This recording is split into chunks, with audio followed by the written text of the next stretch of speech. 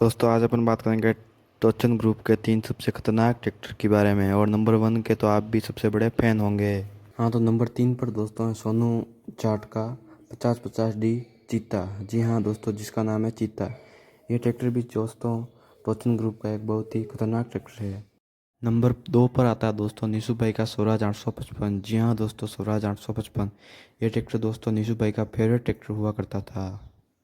Number 1 को जानने से पहले एक बार चैनल को सब्सक्राइब जरूर कर दें अगर आप भी नीशू भाई को मिस करते हैं तो। नंबर 1 पर है दोस्तों टोचन ग्रुप का और नीशू भाई का सबसे खतरनाक ट्रैक्टर टोचन किंग। जी हाँ दोस्तों, जो कि अभी नीशू भाई के बिना एकदम सूना पड़ा हुआ है, जिसको अभी रोहित भाई संभाल रहे हैं।